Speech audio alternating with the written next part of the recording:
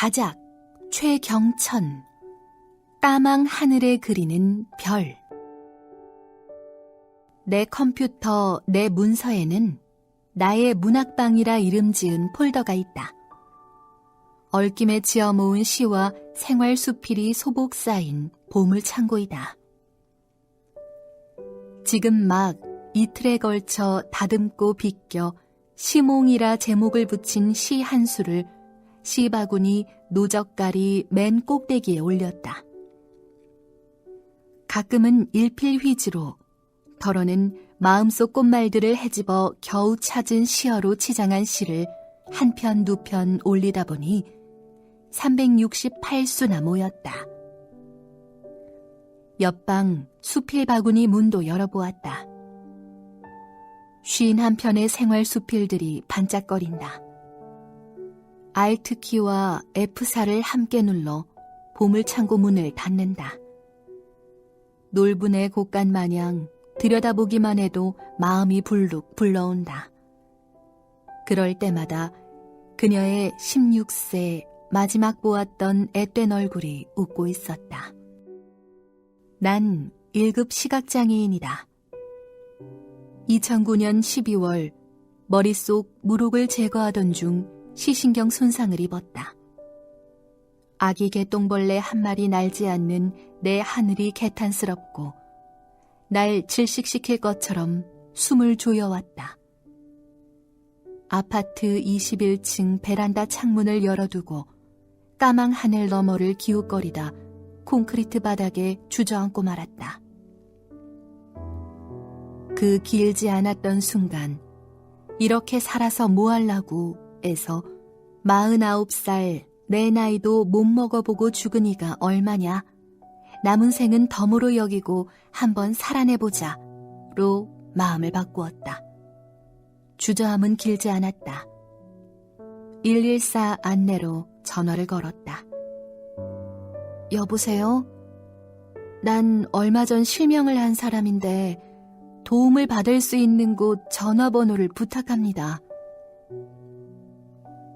이제 막 움튼 외떡잎 같은 삶의 의지가 집에서 멀지 않은 곳에 있던 실로암 시각장애인 복지관을 찾아냈다.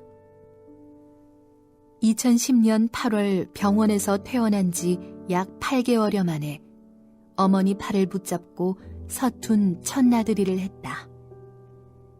온 세상 사람들이 모두 나만 쳐다보는 것 같아 고개를 떨구고 걸었다. 지하철 봉천역 4번 출구. 일러주신 복지관 위치를 머릿속으로 되뇌며 찾아갔다. 담당 직원의 친절한 안내로 기초 재활 프로그램 참여 상담을 받는 중이었다. 분명 당신도 나와 같은 1급 시각장애인이라고 했다. 그런데 컴퓨터 키보드 치는 속도가 내 말을 앞지른다. 정말 전혀 보지 못하는 시각장애인 맞나요? 예, 최 선생님께서도 기초 재활 마치고 조금만 배우시면 다 할 수 있는 것 중 한 가지입니다. 저렇게 익숙하게 컴퓨터 자판을 다루는 내 모습을 상상하고 있었다. 예, 저도 한번 열심히 배워볼게요. 같은 처지의 중도 실명인 8명이 한 공간에 모였다. 우리들은 시각장애인으로 살아가야 할 기초적인 공부를 시작했다. 점자를 배웠다. 재미있었다. 라면, 달걀 프라이 정도 기초 요리도 배웠다. 할만했다. 단지 가장 힘들고 인정하기 싫었던 것이 하나 있었다.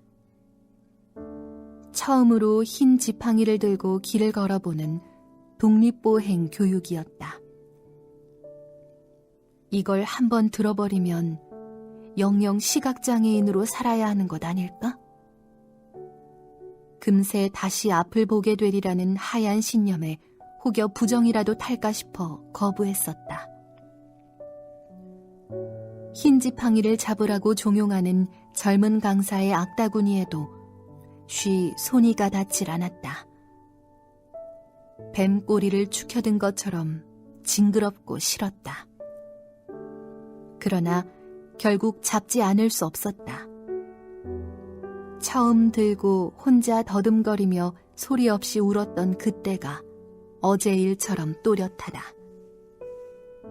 그 눈물 젖은 발걸음은 내 마음속 실눈이 생기는 첫걸음이었다. 기초 재활 과정이 거의 끝나가던 어느 날, 내 옆자리 이아무개 씨가 정말 아픈 질문을 뜬금없이 해왔다. 최영은 대학교 어디 나왔어? 마렵지 않던 소변이 갑자기 급해졌다. 대학교 못 나왔는데요. 얼른 자리를 떴다. 너무 아픈 질문이 다음 차례를 기다리고 있기 때문이었다. 소나기를 피하듯 화장실 변기에 잠시 앉았다. 옛 기억이 떠올랐다. 고등학교는 뭐 하려고? 이름자 쓸 줄 알고 덧셈 뺄셈 할 줄 알면 세상 사는데 별 문제 없더라. 너도 돈벌이를 해야 우리 많은 식구들이 먹고 살지. 변기에 시린 기억을 털어 넣어버리고 물을 내렸다. 내 자리로 돌아왔다. 그럼 고등학교는? 마치 중죄라도 지은 사람처럼 움츠러들며 말을 깔았다. 고등학교도... 그 말을 흘리면서 강한 결심 하나가 어금니 사이에 우드득 깨물렸다. 내가 이놈의 고등학교 이번 참에 꼭 나오고 말 테다. 2011년 1월 노원 시각장애인 복지관을 찾아갔다. 그로부터 3개월 후 그동안 가슴속에 웅크린 내 인생 최대 콤플렉스였던 중졸 학력의 묵은 꼬리표를 대입 검정고시 합격으로 떼어내버렸다. 그리고 2013년 2월 대한안마사협회 안마수련원 2년 과정을 수료하여 안마사가 되었고 2년 동안 줄기차게 매달렸던 한방 공부 덕분에 맹인침사협회 회원도 되었다. 그리고 그해 9월 관악구 행운동에 생기88 침술지하본을 개원하였다. 시간은 내가 보든 말든 빨리도 지나갔다. 그렇게 2016년 초여름에 와 있었다. 그 사이 뚜렷한 목적 없는 꿈이 그저 한풀이로 부풀더니 서울사이버대학교 복지시설 경영학과 3학년이 되어 있었다. 어느새 나도 첫 나들이에서 맞아주셨던 실로암 시각장애인 복지관 그 직원처럼 글쇠가 내 10손가락 끝에서 줄줄이 문장이 되고 있었다. 노인복지 과목 리포트 과제를 별 어려움 없이 해치웠더니 예약 손님이 뜸한 긴 짬이 생겼다. 이제 까막 나의 하늘에 별 하나 그려볼 여유가 생긴 걸까. 여태껏 한 번도 써본 적 없었던 어설픈 시 한 수를 써두고 방향키를 위아래로 눌러가며 더 멋진 시어가 없을까 고민하며 썼다 지우고 다시 써보고 그렇게 시를 다듬고 있었다. 휴대폰 진동이 책상을 간지린다. 폴더를 펼쳐 귀에다 붙였다. 여보세요? 너 최경천 맞지? 나 아라인데 나 기억하겠냐? 중학교 졸업 이후 한 번도 만나보거나 전화 한 통도 해본 일 없었던 동창 아라가 전화를 걸어온 것이었다. 응?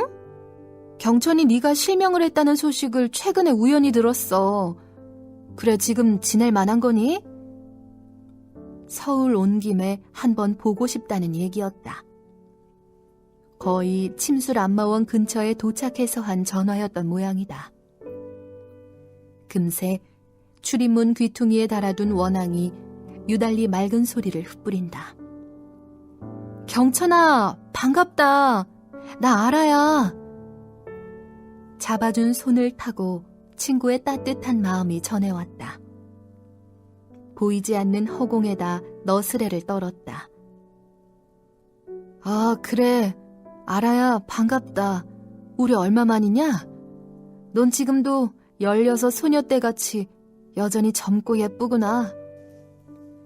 이런저런 대화가 오가다 말거리 미천이 드러날 쯤이었다.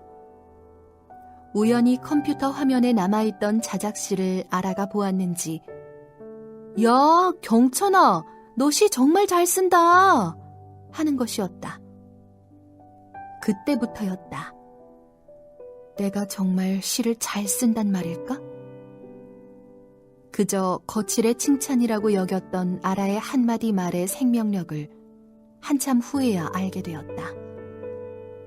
그 말이 내 메마른 마음 섭 위에 톡 떨어진 부싯돌이었다는 것을. 칭찬은 고래도 춤추게 한다고 했던가. 이순이 손 뻗으면 닿을 곳에 와 있는 내가 아라의 그 칭찬으로 5년이 지나도록 긴 춤을 추고 있다. 우와, 이 시는 노랫말로 써도 아름답겠는걸? 그녀의 칭찬에 날개가 달리더니 2020년 3월 한빈 맹학교 음악전공과 1학년 반에다 나의 꿈을 떨궈주었다. 전문 음악 공부를 해서 보물 창고에 쌓아둔 시들 하나하나마다 어울리는 음표와 쉼표를 달아주고 싶었던 욕심이 색소폰과 작곡을 전공하도록 체근하였다. 벌써 학년말 시험이 다음 주로 성큼 다가왔다. 어제 도착한 내 마음 들뜨게 하는 이메일이 있다. 성북 시각장애인 복지관 별바라기 문예 창작반을 비대면으로 지도해 주시는 이땡땡 교수님께서 내 시에 대한 평을 정성스레 써보내 주셨는데 시평 말미에다 써주신 한 줄 글에 마음 설레는 겨울을 맞게 된 것이다. 최경천님의 시가 정말 좋아졌습니다. 이번 겨울에는 시집 한 권 내보시는 것 어떨까요? 이 교수님의 칭찬은 또 나를 어디까지 날아오르게 하려나. 기대와 설렘이 그날처럼 다시 차오르기에 시집 제목부터 그린다. 까망 하늘에 그리는 별.